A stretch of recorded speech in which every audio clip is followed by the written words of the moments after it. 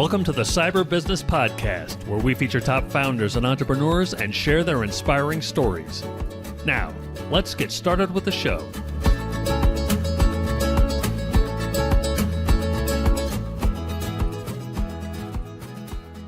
Matthew Connor here, host of the Cyber Business Podcast, where we feature successful business leaders, top law firms, green energy companies, and more. Today, we're joined by Nick Hutchison, founder of BookThinkers and author of Rise of the Reader. Nick, welcome to the show.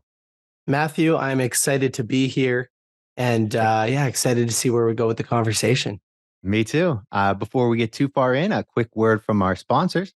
This episode is brought to you by cyberlinks.com. That's cyberlynx.com. Do you know if a hacker's in your system? Most businesses don't. And most hackers are in a company's network for 1 week to 6 months before initiating a ransom. With Cyberlinks' intrusion detection and response, you get 24-hour monitoring of all your accounts and systems for signs of attack, breach, and suspicious activity. Whether you invest heavily in security or not, knowing hackers have found a way to bypass your security is crucial to catching them before they can damage your business. To find out more, check out cyberlinks.com. That's cyberlynx.com. And now back to our show. Nick, for those who are not familiar with BookThinkers, can you give us the elevator pitch? Sure. BookThinkers is a digital marketing agency for mission-driven nonfiction authors, people who are writing books that positively impact the reader and help the reader improve their health, their wealth, their happiness, their business, their relationships, or anything in between. And so BookThinkers offers 3 core services for authors. We help them create short-form video content for social media, turning their books into video. We do podcast booking where we can place them on podcasts to share their message. And then we have a large community of about 150,000 nonfiction readers. And so we do book reviews for our community and help them get a little bit more exposure. Wow. I love that. I want to dive into, you've got a new book coming out on November 1st. So I want to dive into that. But first, if we could, I'd like to dive more into BookThinkers and how you came up with this idea, the whole 9 yards. So I think it's really brilliant that you've created this kind of marketing agency for authors.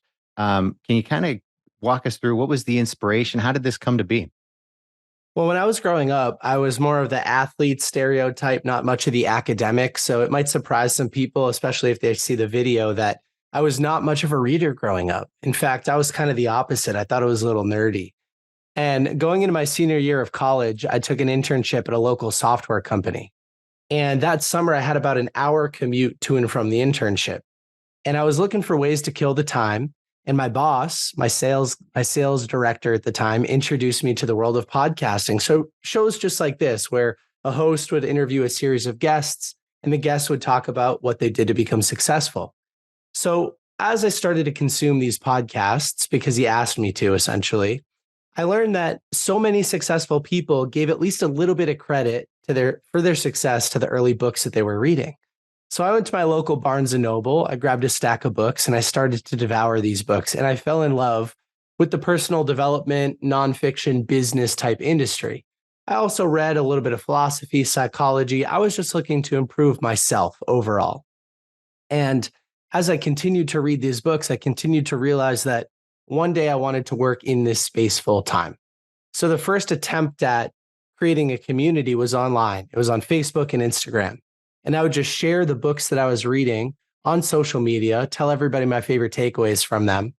And I mean, there's a bunch of ups and downs with this story, but the first successful form of monetization came a few years later when we had about 10,000 followers on Instagram, and authors started to reach out and they'd say, "Hey, Nick, my target reader for my book is in your audience. Can I pay you for a book review?" And so here I am reading all of these books every month for free, and now I'm getting paid to do the same activity. So to kind of wrap up sort of the inspiration for the business, every time I would end one of those engagements, I'd reach back out to these authors and I'd say, "Hey, I love the book. Is there anything else that I can help with related to book PR, book marketing, podcasting, social media? Because one day I want to work in this space full time." And so I tried a million things that didn't work, but every time I found something that had a little bit of success, I would double down on it. keeping my full-time job the whole time. So that's kind of the origin story in like 2 minutes. I love it. All right, so let's dive into that a little bit. So there you are, you're creating your own content. Really, just the book reviews, as you say, kind of your own content on Instagram and whatnot. Was there a strategy there, or was it really just I'm just posting some stuff and it just kind of organically grew from there? Or you're like, nah, you can't just do that. You got to be smart about it. What is it? Because I think for a lot of business owners, they hear, oh, post, post, post, post, post. And then they post, post, post, nothing, nothing, nothing for a very long time. And it's like they're just posting into the void. So you obviously found success with that. Can you what kind of advice would you give to an entrepreneur about social media and posting, how to build that audience? What would you say? Early in my journey, I read some books by Gary Vaynerchuk on how to build an online community. And Gary has a few different social media strategies that I think everybody should take a note on. Number one, jab, jab, jab, right hook. So what he says is, if you're in a boxing match, why do you throw a jab? You throw a jab so you can understand a little bit more about how your opponent reacts. You can get a feel for the distance, get a feel for how they react. And the jabs are to set up a right hook. So in the world of social media, that a jab is a free piece of value. You get on and you provide value, value, value, value.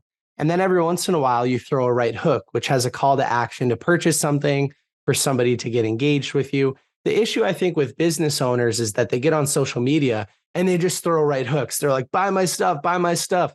And they use these social media platforms for self-promotion with a call to action.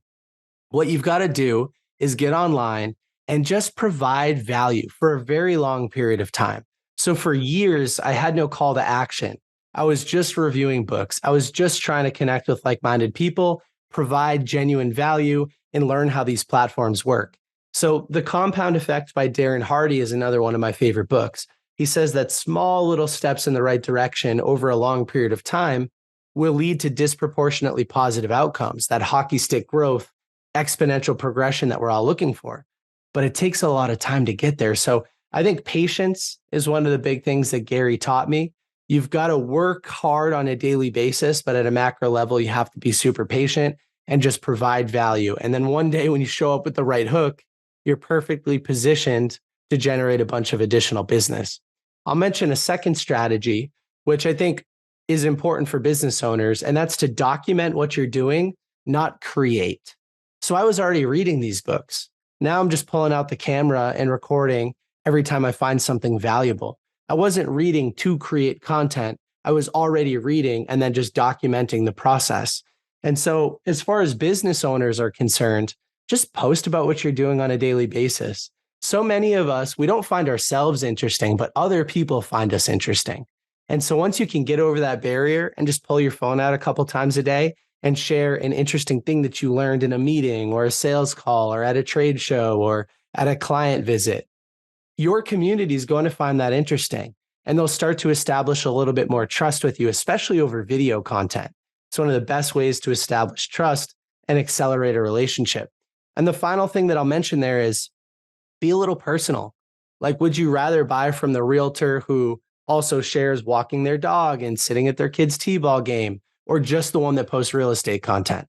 No, you want to buy from the person who you feel like you know a little bit better, know, like, and trust. And so get personal, share everything that you've got going on, and people find it interesting. And those interested people will end up buying from whatever your business is. That's gold, man. That is fantastic. So, I mean, that's all the. So I got to tell you, I've listened to Gary Vee is, I think, fantastic. But the way you just broke that down into, what was that, a 2-minute bite of pure gold, really. I mean, it was really well done. Gary kind of says that post, post, post, post, post, but you put so much actionable insight into that for business owners and anybody thinking, hey, I'm just gonna do whatever. Like, you liked reading books, so fantastic. You posted that, and boom, now you made a business of it. And a lot of people do, and you see the after effects of that. And you're like, oh, well, that's great, but I don't think I could ever get 10,000 followers. I don't think I could ever get to that level because nobody's following my stuff. It's not that interesting. And I think that's the problem that a lot of business owners have. And you kind of hit the nail on the head with that, is we don't think is interesting. Like what I do every day, it's not that interesting, right? It's like, okay, And with, we're in tech. And so, and it's not the sexy Apple, release tech. It's we're helping people every day stay safe and use their technology better. That's not real sexy. And so it's really easy for us to, in particular to think, to not think it's that interesting. But there are plenty of people who have made a good living just posting, or have a huge following just posting about that not sexy tech stuff. So really interesting. Well done, man. That's great advice. Yeah, of course. Can I share one more strategy for everybody if this is going to be a home run point for people? So there's one more strategy that I like to recommend. Actually, I'll preface it by saying this: the power of one follower. You never know who these followers are. So when you're posting content consistently, a lot of people view your content. You can't see who's viewed all of your content. And I love this idea that if you give up, people might assume you've stopped, you don't care anymore. And they were like one or two more posts from reaching out. You're always 3 feet from gold. So continue to post. If you positively impact one person with the content that you're creating, that's what it's all about anyway, being a positive light in this world. The final strategy that I'll mention is another thing that I took from Gary Vee. It's called the $1.80 strategy. So, the phrase, your 2 cents, like you're just providing your 2 cents. Well, what you want to do is get on social media. You want to search for content in your niche, trending content, which you could do in all of these major platforms. Just search a hashtag or something, hashtag cybersecurity. And then you want to get into these trending posts and you want to leave a comment. You want to leave your 2 cents 90 times a day. That's how you get to $1.80. And a couple of cool things happen. When you're engaging with other people's content, there's this reciprocal nature where they're going to feel the need to engage with your content as well. And if you're providing value, right, you're just jabbing all day long on social media, the likelihood that they'll follow you increases because you're being of service to your community. And if you're searching for content within your niche, they're already your target follower anyway. So they're going to feel the need to comment back. While you're leaving your 2 cents, make sure that it's genuine, not, hey, follow me, but if somebody posts about some new cybersecurity strategy, leave your genuine feedback.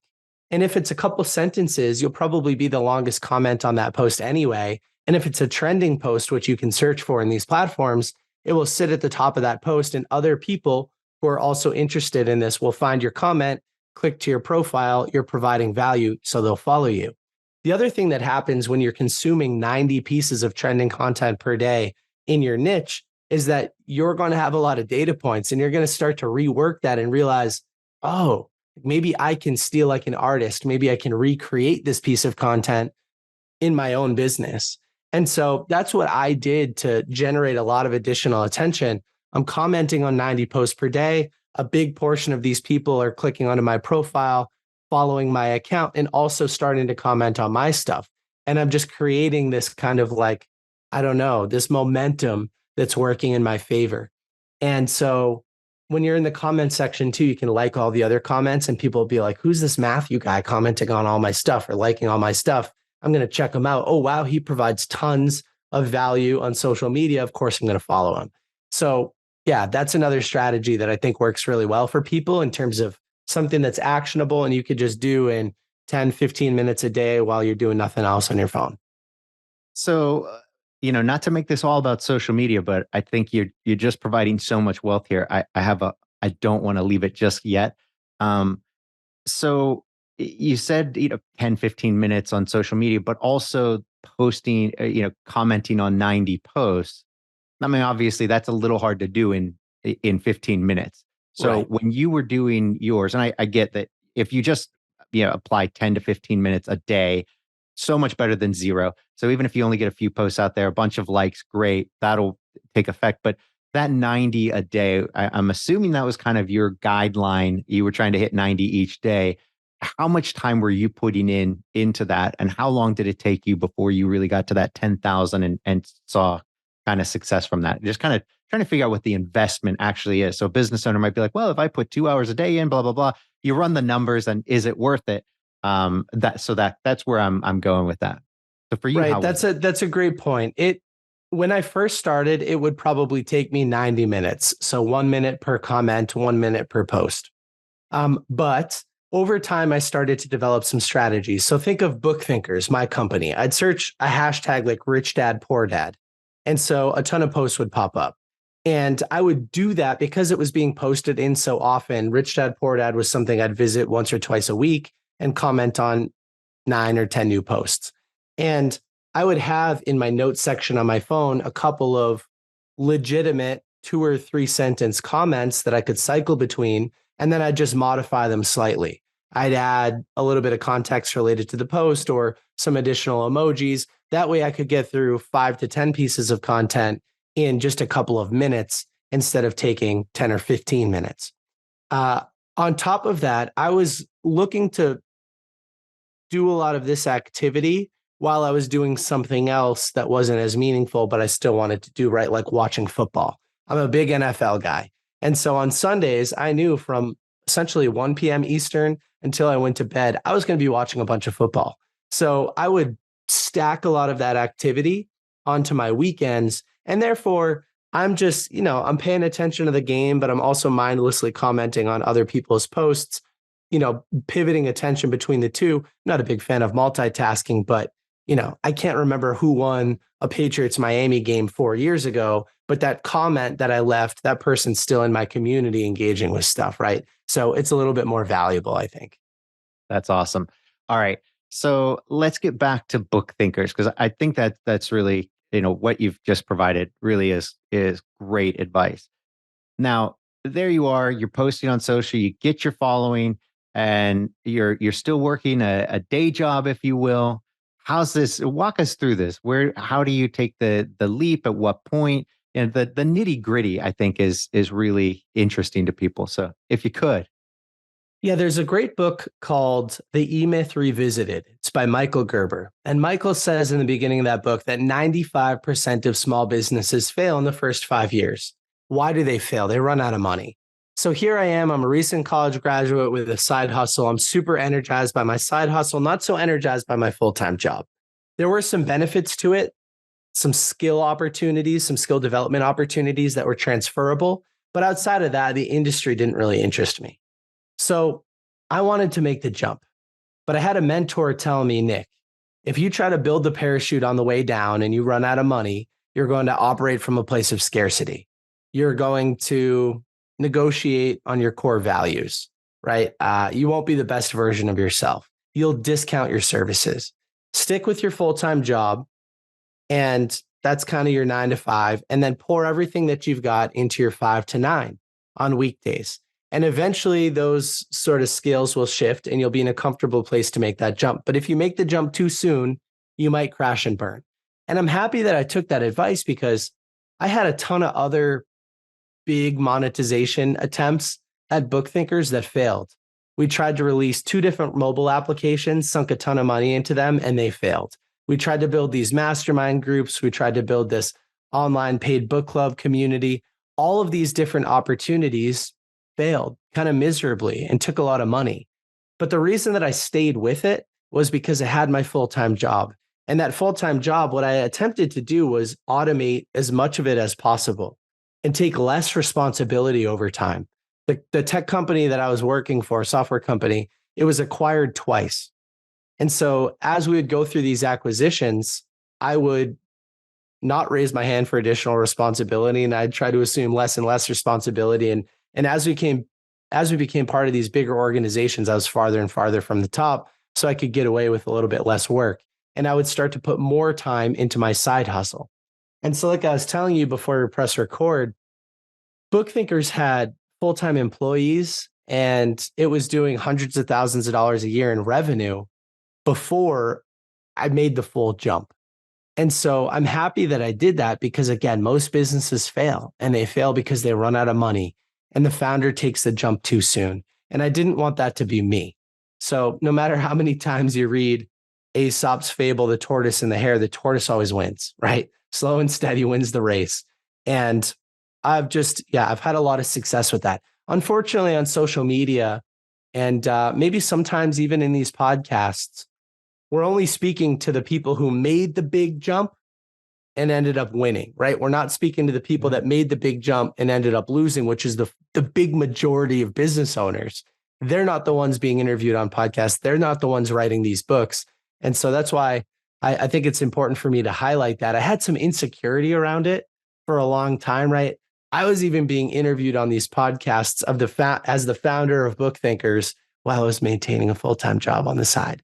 And so it looked like this big successful business online, hundreds of thousands of impressions per month or per week on social media, interviewing all these big names on our podcast. Meanwhile, I've got this full-time job. So yeah, I think it's an important thing to share.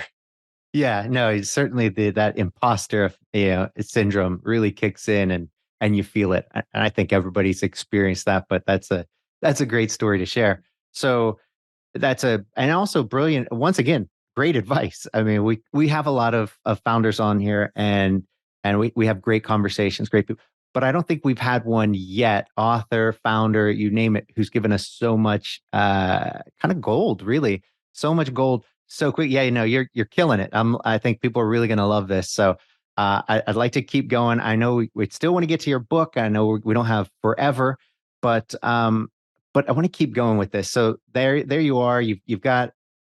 At what point did you bring on your first employee? And then because I think a lot of times people skip through that first to 10 employees. And especially when we get to those, you interview people who've had their companies for a while, they're running these $100 million companies. They're like, oh, I started up with $500 in my pocket and then boom, now I'm at 500 million. It's like, okay, cool. But how did you go from $500 to, let's say, $1 million? And who were those first hires? How did that go? Because I think a lot of entrepreneurs, I think that's where the real kind of juice is for everybody. It's really important, those first few steps. So you have the missteps.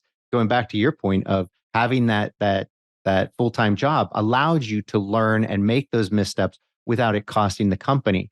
So going back to your founding here and those first employees, what did that look like? You start you bring on your first employee. How does this grow to where you are today?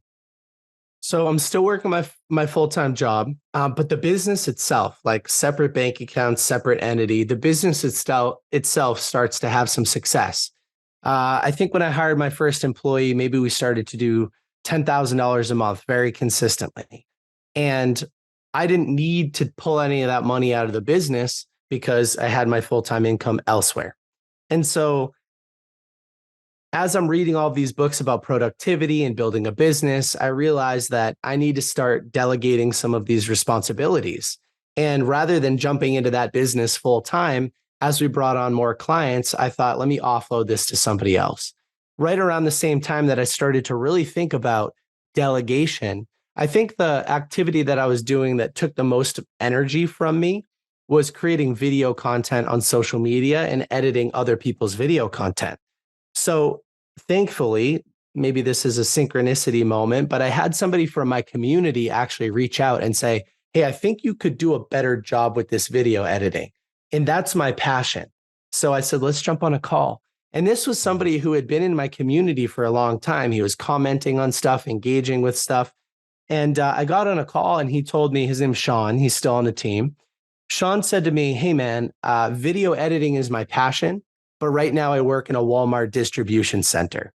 It's location dependent, and I'd love to become a full-time video editor that's location independent. That Walmart distribution job has a 2-hour round trip commute, and I'd love to ditch that. So if I could just transfer from location dependent, working a job that I don't enjoy, to location independent with flexible hours, having no commute, and keep the same pay, that'd be a huge win for me. And I said, well, what do you make? And we found that I could hire him. So he comes into the business, starts working full time, takes a ton of responsibility off of my chest. And it's awesome. I mean, I'm like, Wayne, he's super passionate about books. He's editing all of these videos for our clients, but also for BookThinkers, starts to manage our social media accounts, frees up a ton of my time. Now I can refocus that additional time that I just bought back into higher leveraged activities, things that I enjoy doing: sales, marketing, additional operations, putting out new services, et cetera. And that's part of where some of the insecurity came from, because now I'm managing people, one person at the time, but I'm not fully in the business yet.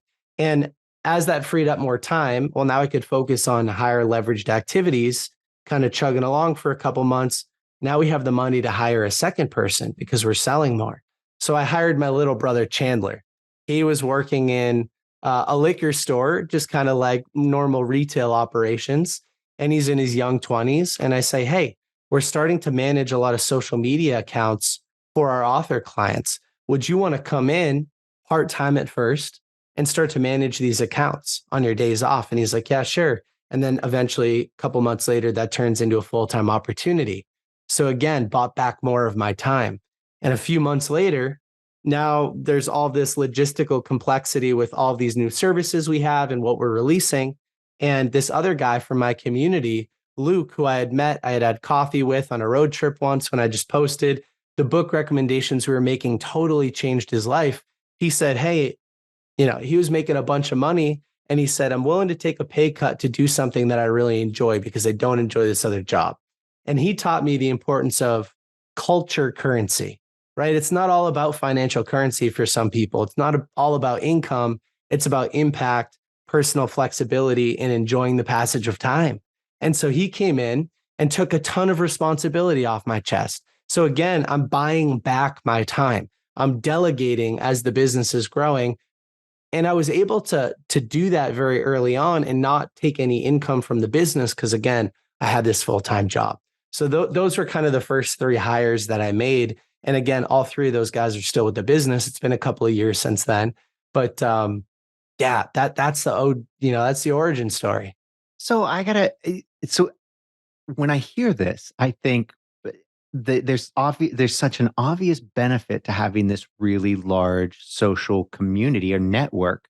I mean, you often hear that, hey, if you hire people who are already passionate about what your product, your service, they're going to be the best employees. Okay, great. How do you find them? Well, I think you just told us how you find them. It's great when you build up that community online and you've got these engaged people.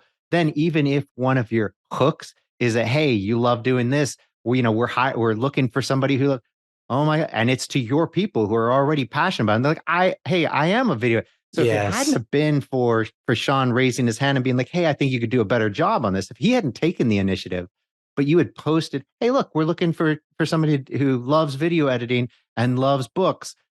You get a bunch of hands. Great. Okay, fantastic. Or if it's just Sean, fantastic. Now you found your Sean. So that seems like a great pool for businesses to be able to really find the right talent versus I think right now in today's market, it's often difficult to find somebody who's passionate about what you're doing. Yeah, everybody needs a job or to some degree, but to get that passionate employee, that's wow, I think you nailed it. That's and listen, every person on my team that I've hired since then, they've all come from my social media community. So these are people who are in the space. They have a pre-existing passion for personal development books and authors and podcasting. And you're right, hiring somebody who has a pre-existing passion, that's the type of person that goes above and beyond outside of what they're being paid to do. They don't just clock in and clock out. They go the extra mile because they genuinely are interested in what they're doing. Yeah, I love that. So I know we're really going deep into the startup, but I got to ask you. So in that initial start, because we love technology here as well. I'm going to merge these two with a question. With your initial start, what technology were you using? What technology challenges did you have that you overcame? Because I think a lot of startups struggle with that. And with you being in social, you're managing people in various locations. What struggles do you have and what did you do to kind of overcome those with technology? Yeah. So as far as technology is concerned, I mean, we implemented an accounting software very early on, a bookkeeping and accounting software. I think it's very important to sort of dot your I's and cross your T's. So I had a friend who does bookkeeping as a side hustle, and we brought him on as a part-time contractor to just take care of the books. So we use QuickBooks. That's a piece of technology that we use. Having a sales background, and being a service-based company where keeping track of prospecting and outreach and then account management is very important. I had a big skill set leveraging Salesforce as a CRM technology, customer relations management tool. So we implemented Salesforce very early on in the company. And then as far as documentation management and things like that. We were really big into the Google suite of services. So, leveraging Docs, leveraging Sheets, leveraging the Drive functionality and all the foldering systems. I think we got very good at being organized and delivering to customers and stuff through the G suite of products. So those are a few pieces of technology that I think were very important for us. It's, in a service-based business, it's very important to keep organized, especially when sales is a big focus, because most salespeople, they don't use technology, they don't leverage it. They try to keep everything in their head or in their phone, and that's a recipe for chaos. Totally agree. I couldn't agree more.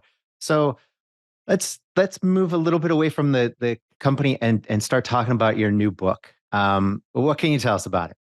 Yeah. So listen, over the years of building my community, I'll say we have, like I said, about 150,000 followers on Instagram. 80% of those are 18 to 34. So sort of young professionals. Most of them are men. And these people, they're looking at our book recommendations, they're reading these books, but a lot of them are coming back to me and saying, hey, Nick, how do I translate the information that I'm reading in these business books, for example, into results? Like, I understand it's motivational, it's exciting, but I don't know how to translate it in that information into actual action. And so I would respond to people, right? Because I'm doing this efficiently. I'm reading these books, I'm implementing them to improve my health, my wealth, my happiness, my relationships, my business, et cetera, pretty efficiently. And I'd respond to these people. I'd send a voice note. I'd maybe send them an email. I'd get on a quick Zoom call and try to share actionable advice for turning information into action. But I always felt like I was underserving these people because there was more that I was doing. It's just the medium of delivery of information exchange wasn't the right place. So I decided to write a book on it. I decided to say, hey, listen, I'm very good at implementing information, taking action. And there are a lot of things that I'm doing, but I had to kind of like pause and almost observe myself from a third party perspective and say, what was I doing? And then build these frameworks and then be able to write them down and teach them to other people. So that's kind of why the book was born. So many of us read these books, but we fail to take action. And it's only by taking action that our lives change and our businesses grow and our relationships get better. So Rise of the Reader is the title of the book. The subtitle is Strategies for Mastering Your Reading Habits and Applying, that's kind of the key word, applying what you learn. So in the book, I talk all about setting an intention for each book that you read, measuring the results, effective note-taking strategies, retention strategies so that you can retain more of what you read. It doesn't go in one ear and out the other.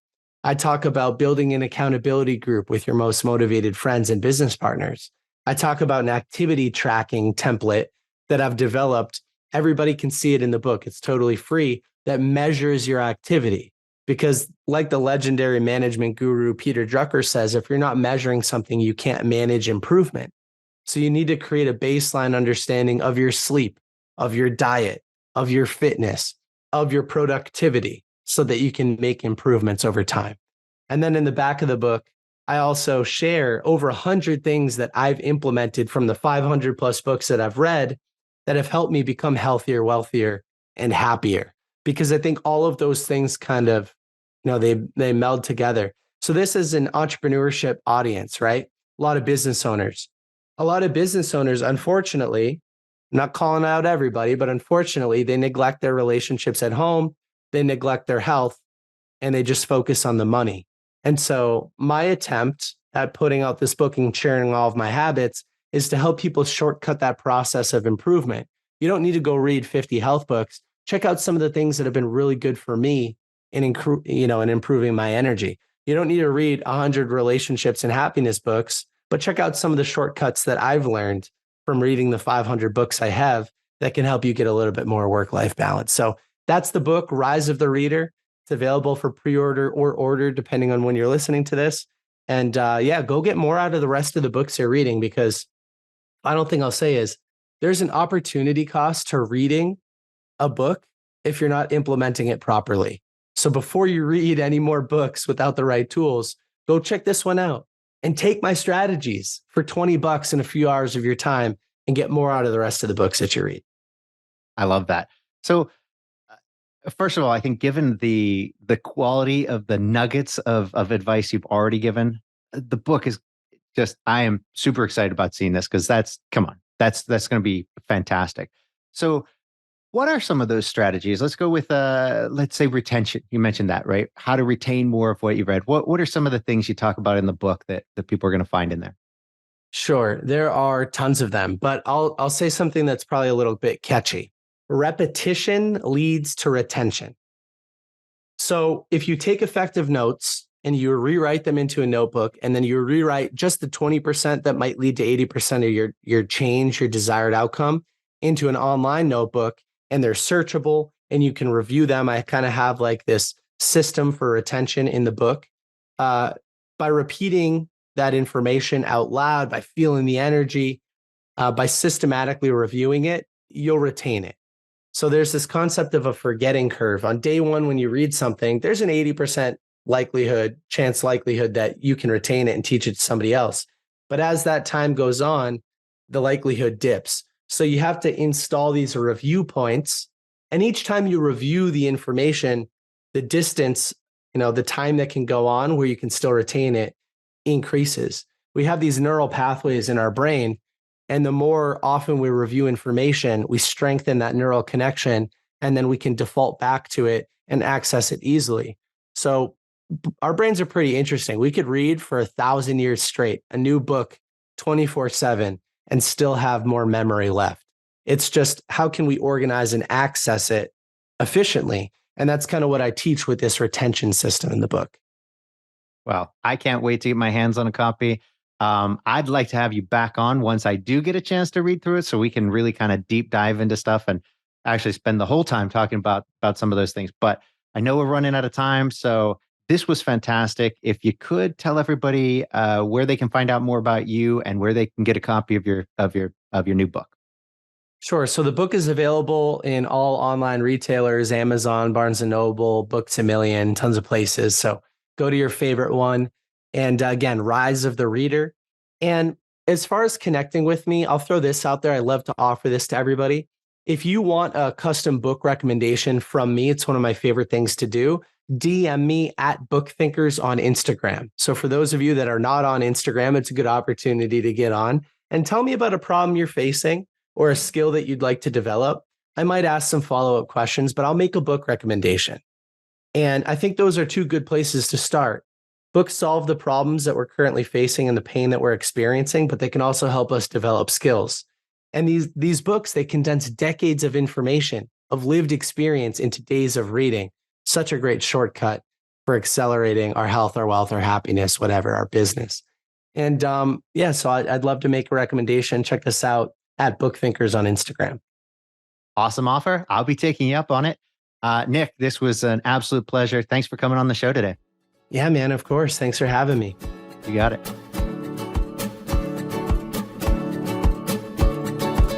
Thanks for listening to the Cyber Business Podcast. We'll see you again next time, and be sure to click subscribe to get future episodes.